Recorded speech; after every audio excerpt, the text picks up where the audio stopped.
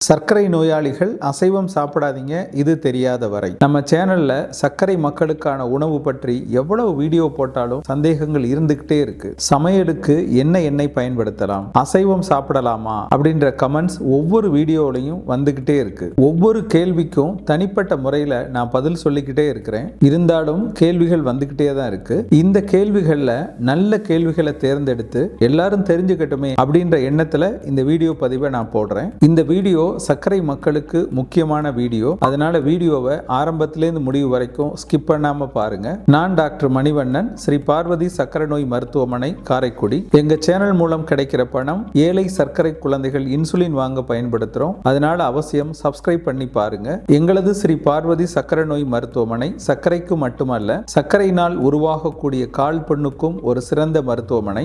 இதுவரைக்கும் 4800க்கும் மேற்பட்ட சர்க்கரை புண்களை எங்க மருத்துவமனை குணமாக்கி இருக்கு. இதை பத்தி விரிவா நீங்க தெரிஞ்சுக்கணும்னா எங்களுடைய ஸ்ரீ பார்வதி ஹாஸ்பிட்டல்.com அப்படின்ற வெப்சைட்டுக்கு போய் அங்க பிளாக்ல கேஸ் ஸ்டடின்னு கிளிக் பண்ணுங்க. போட்டோ ஆதாரத்தோட ஒவ்வொரு கேஸை பத்தியும் அங்க கொடுத்திருக்கிறோம். நீங்களே பார்த்து படிச்சே தெரிஞ்சுக்கலாம். டாக்டர், எனக்கு சர்க்கரை நோய் உள்ளது, நான் அசைவம் சாப்பிடலாமா? சர்க்கரை மக்கள் நிச்சயமா அசைவம் சாப்பிடலாம். நிறைய பேர் வாரத்துக்கு ஒரு நாள் ஞாயிற்றுக்கிழமை அசைவம் சாப்பிடுவோம். அந்த மாதிரி இல்லாம வாரத்துக்கு 2-3 நாள் கூட அசைவம் சாப்பிடலாம். மத்தியானத்துக்கு ஒரு சிக்கன் லெக் பீஸ் சாப்பிடணும் அப்படின்னு நம்ம நினைச்சோம்னா அதை வச்சு அதோட கொஞ்சம் வெஜிடபிள்ஸ் எல்லாம் சேர்த்து வச்சு முதல்ல அதை சாப்பிட்டுருங்க. வயிறு ஓரளவுக்கு ஃபுல்லாயிரும். அதுக்கு பின்னாடி சோறு சாப்பிட்டுக்கோங்க. இந்த மாதிரி சாப்பிட்றப்ப நான்வெஜ் சாப்பிட்ட திருப்தியும் கிடைக்கும், உங்க உடம்புக்கு தேவையான புரதச்சத்தும் கிடைக்கும். காய்கறிகள் மூலமாகவும் உங்களுக்கு புரதச்சத்து கிடைக்கும். சாதம் குறைவா சாப்பிட்றப்ப சர்க்கரையும் கூடாது. அசைவத்துல ஆடு வேண்டாம். கோழி வாரத்துக்கு 1 நாள் 2 நாள் சாப்பிட்டுக்கலாம். மீன் வாரத்துக்கு 3 நாள் கூட சாப்பிடலாம். முக்கியமா குழம்புல போட்ட மீன். முட்டை சாப்பிடணும்னா மஞ்சக்கரு இல்லாம வெள்ளைக்கரு மட்டும் தினசரி சாப்பிடலாம். இல்ல எனக்கு மஞ்சக்கருவும் பிடிக்கும், மஞ்சக்கரும் நான் சாப்பிடணும் அப்படின்னு நினைச்சா வாரத்துக்கு 1 அல்லது 2 மட்டும் சாப்பிடுங்க. சர்க்கரை மக்கள் என்னென்ன சாப்பிடலாம், என்னென்ன சாப்பிடக்கூடாது, எவ்வளவு சாப்பிடலாம், இதை பத்தி எல்லாம் விரிவா நோய்களின் தாய் அப்படின்ற பெயர்ல ஒரு புத்தகம் எழுதியிருக்கிறேன். இந்த புத்தகம் உங்களுக்கு வேணும்னா இந்த டிஸ்பிளேல தெரிகிற நம்பருக்கு நீங்க போன் பண்ணியோ அல்லது வாட்ஸ்அப்ல புக் வேணும் அப்படின்னு மெசேஜ் போட்டோ கொரியர் மூலம் புத்தகத்தை பெற்றுக்கொள்ளலாம். டாக்டர், நீங்க சொல்ற உணவு முறை கொஞ்சம் குழப்பமா இருக்கு. இது சிம்பிளா ஒரு பிளேட்ல என்னென்ன இருக்கணும் அப்படி எங்களுக்கு சொல்லுங்க சார். இது பிளேட் கான்செப்ட் அப்படின்னு சொல்லுவோம். ஒரு பிளேட்டை எடுத்துக்கோங்க. இந்த பிளேட்ல பாதி அளவுக்கு காய்கறிகள் இருக்கணும். இன்னும் ஒரு 1/4 பிளேட் பயறு வகை ஒரு 1/4 பிளேட்டுக்கு இருக்கணும். மிச்சம் 1/4 பிளேட்டுக்கு அரிசி உணவுகள், கோதுமை உணவுகள் அல்லது சிறுதானிய உணவுகள் இதெல்லாம் இருக்கலாம். அசைவம் சாப்பிட்றவங்க இந்த பயிர் இருக்கிற இடத்துல அசைவத்தை வச்சுக்கோங்க. அசைவம் சாப்பிடாத அன்னைக்கு பயிறு சேர்த்துக்கோங்க. இவ்வளவுதான். இதான் ஒரு சமச்சீரான உணவு. நிறைய பேர் கமெண்ட்ஸ்ல எனக்கு சமச்சீரான உணவை பத்தி சொல்லுங்க அப்படின்னு கேட்குறாங்க. ரொம்ப எளிமையா சிம்பிளா புரிகிற மாதிரி சொல்லணும்னா இந்த மாதிரி தான் உங்க உணவு முறை இருக்கணும். இதை நல்லா புரிஞ்சுக்கிட்டு இனிமேலாவது உங்க உணவு முறையை மாத்தி அமைச்சுக்கோங்க. சமையலுக்கு எந்த எண்ணெய் பயன்படுத்தலாம், ஏன் பயன்படுத்தணும் அப்படிங்கறது விளக்கமா சொல்லுங்க டாக்டர். இது அடிக்கடி கேட்கப்படுற கேள்வி, ரொம்ப முக்கியமான கேள்வியும் கூட. நம்ம எண்ணெயை ஒரு நல்ல விஷயம் அப்படின்னே எடுத்துக்கிடுவோம். எண்ணெய் நம்ம உடம்புக்கு தேவையான கொழுப்பு சத்தை கொடுக்குது. அதை அளவா பயன்படுத்தணும். இப்ப நல்லெண்ணெய் எடுத்துக்கிறோமே, அதுல mono unsaturated fat plus antioxidant இருக்கு. சூரியகாந்தி எண்ணெயில பாலி அன்சாச்சுரேட்டட் ஃபேட் இருக்கு. கடலை எண்ணெயிலையும் நல்ல கொழுப்பு சத்து இருக்கு. ஒவ்வொரு எண்ணெயும் உடம்புக்கு ஒவ்வொரு நன்மையை கொடுக்குது. அப்படி இருக்கிறப்ப நம்ம ஒரே எண்ணெயை, ஒரு சில வீட்டில் கடலை எண்ணெய் மட்டும்தான் பயன்படுத்துவாங்க, கேரளாவில் தேங்காய் எண்ணெய் மட்டும்தான் பயன்படுத்துவாங்க. இந்த மாதிரி ஒரே எண்ணெயை தொடர்ச்சியா பயன்படுத்துறதுனால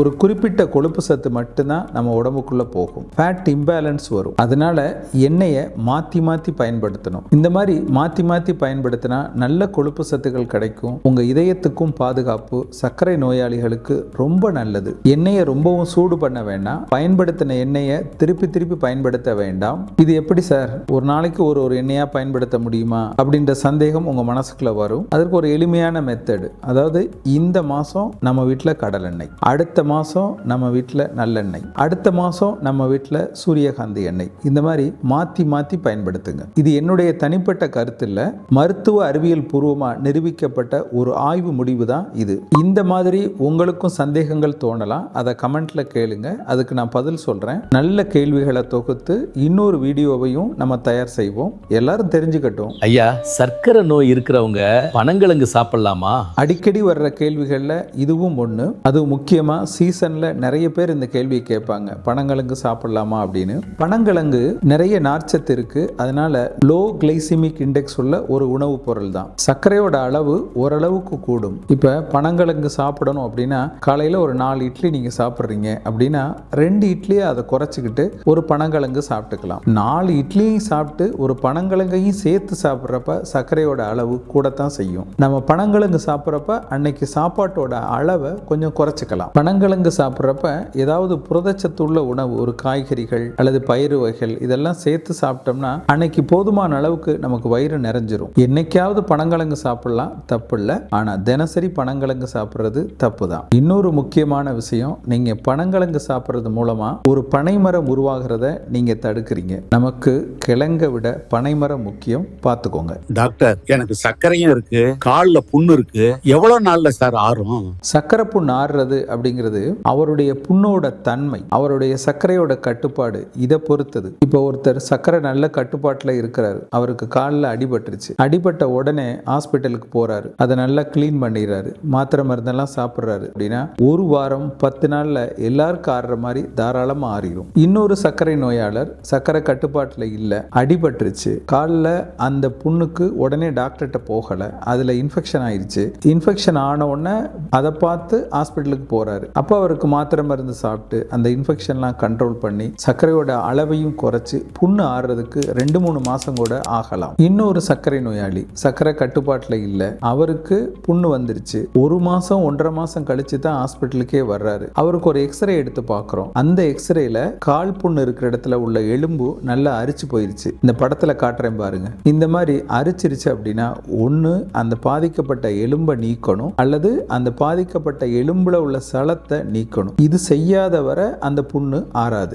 இந்த மாதிரி பண்றப்ப அந்த புண்ணு ஆறுறதுக்கு மாச கணக்கில் ஆகும். சில சர்க்கரை மக்களுக்கு புண்ணு வருஷ கணக்கா இருக்கும். கேட்டா 2 வருஷமா இருக்கு சார், 3 வருஷமா இருக்கு சார் அப்படின்னு சொல்லுவாங்க. நீண்ட நாள் சர்க்கரை கட்டுப்பாட்டில் இல்லைன்னா கால் நரம்புகள் பாதிக்கப்பட்டு காலுடைய வடிவம் மாறிடும். இப்ப இந்த படத்துல காட்டுறேன் பாருங்க. இது நார்மலா ஒருத்தருக்கு இருக்க வேண்டிய கால், இது நரம்பு பாதிக்கப்பட்டதுனால அதனால உள்ள கால். இந்த மாதிரி பாதிக்கப்படுறதுனால ஒரு குறிப்பிட்ட இடத்துல காலில் தொடர் அழுத்தம் இருந்துகிட்டே இருக்கும். இந்த அழுத்தத்தினால புண் உருவாகிரும், அந்த புண் ஆறவே ஆறாது. இவங்களுக்கு வெறுமனே ஆயின்மெண்ட் போட்டு மாத்திரை சாப்பிட்டு மருந்து கட்டுறதுனால புண்ணு ஆறாது. இவங்களுக்கு RFCS அப்படின்ற ஒரு மெத்தட் மூலமா அந்த கால் வடிவத்தை மாற்றி அமைச்சு அங்க ஏற்படுற தொடர் அழுத்தத்தை குறைக்கணும். இப்படி பண்றதன் மூலமா தான் அந்த புண்ணை ஆற்ற முடியும். இந்த வீடியோ பதிவோட முதல் கமெண்ட்ல 91% சர்க்கரை மக்களுக்கு தெரியாத 5 விஷயங்கள் அப்படின்ற வீடியோவும் இருக்கு. அதையும் போய் பார்த்து தெரிஞ்சுக்கோங்க. உடம்ப பார்த்துக்கோங்க. அக்கறை காட்டினால் சர்க்கரை குறையும்.